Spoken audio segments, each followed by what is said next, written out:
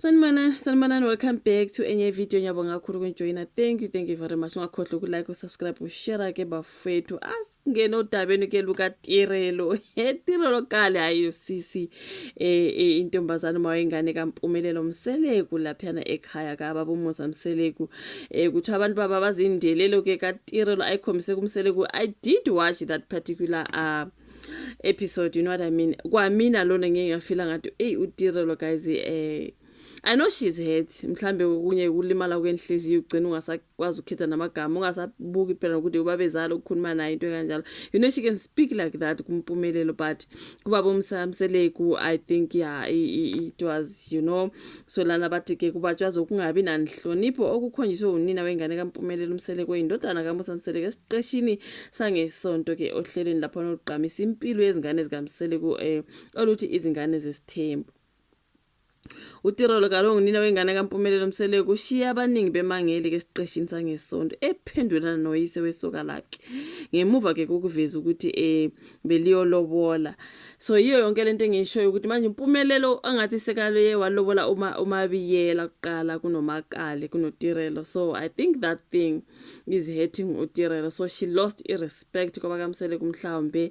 You can blame her, sometimes you can't blame her. AbakaMseleku nabo bafethu bangakudina sometimes, you know what I mean. Mina nje I feel like they are breaking a lot of hearts, you know. So and abantwana ke laba basesebasha babaphula inhliziyo kanjalo.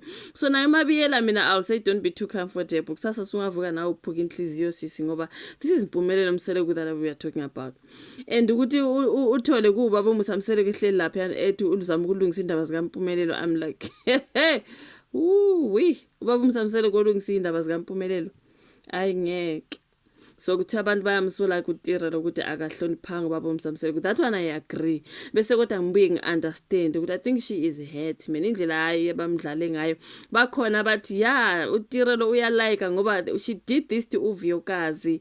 You know what I mean? She mistreated Uvuyokazi when Uvuyo was pressing exit. Wenza ngathi mhlambe yena kuye ngeke kuze kwenzeke into ezimbi. She's gonna be with uMpumelelo forever and ever. Kanti kuzofika nakuyena nalokhu futhi nakho ngiyakubona, you know. So angazi uTirelo kalo sezakhele igama ngokubonakala kulolu hlelo njengoba ke engenye izintokazi eziqomeke kulomndeni osuzakhele igama ngokuveza ke impilo yabo emphakathini. Ezinkulu lezokuxhumana lentokazi ke ishiye abaningi bebambo ongezansi bebabazi indlela nje ebephendula ngayo ke uyise wesoka la uMusa Mseleku. uMusa ubebize kumhlangano phakathi kwayo nesoka la Mpumelelo bezoxoxa nje ngezinto ezithinta ingane abanayo ngoba uTirelo wakhala ngokuthi akayithola imali yengane. There was that particular conversation about uMpumelelo not paying maintenance, okay, imali yengane. uTirelo ngathi uselapse nge3 months into kanjalo. uTirelo uthi usejambisa 3 months. uMpumelelo athi hayibo mina ngijambisa inyanga eyodwa. So I do not know who was lying there, you know. So ke wase I think I do remember watching another episode where uTirelo wayebika lokhu baba uMusa Mseleku ukuthi uMpumelelo akayondli ingane. Kwazi wa trend uMpumelelo abantu bethi uyazala lezi ngane engazondli nje, you know. So manje bebehleli ke kukhulunywa ngalo lo daba ke ila Mpumelelo athi yena ukhumbula nje inyanga eyodwa ngoba izinto zabaningi engena imali esalinda imali ezongena. I think that's what I heard. Kodwa uTirelo wakhuluma ukuthi bese kudlule nje 3 months, you know. Kulomhlangano uMusa ke esaphahluka ke ethi uMpumelelo useyiloko lobola ke intombi yakhe anezinyanga ezihlanu ethandana nayo, which is uMabiyela, you know what I mean.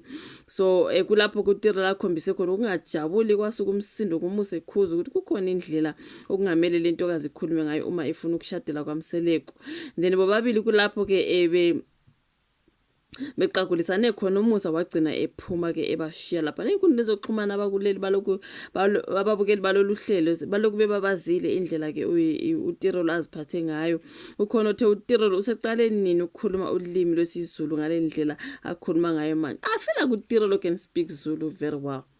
uTirelo uyasikhuluma isiZulu bafethu. I mean uphila namaZulu, so there is no way uyasikhuluma nje ngempela. Ukhona ukuthi hayibo uqale nini ukukhuluma isiZulu ngale ndlela futhi ukhuluma kanjani uma ekhuluma kanjena noyise wesoka lakhe Musa Mseleku wazi wadeleleka. Omunye athi uTirelo seqala kokumdelela baba uMusa Mseleku ke manje. Omunye athi indelelo uTirelo ayikhombisa uMusa ngelinye ilanga lokho akwenzayo kusekuncane. Omunye asethi indlela akhuluma ngayo uTirelo nobabakhe omunye intombi ikhuluma kanjena nobabe bezala bayababaza nje abantu ukuthi akuyona indlela ke ekumele akhulume ngayo nobabezala wakho, of which I agree.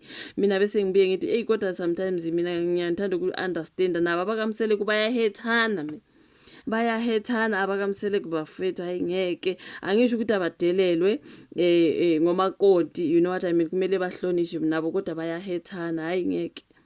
So ke ingane zabantu bafethu ngendlela uMpumelelo adlala ngakhona ingane zabantu, hayi akondla ingane nje lo Mpumelelo wabo. Hayi ngeke leli bhubesi labo bafethu liyaplayana. So yeah man, I would say ugeli kumele ashuze amagama kuma ekhuluma noMpumelelo kuhluke kunama ekhuluma ke nobabezala baboMsamsele that's her father-in-law. She cannot just speak the way she wants, you know.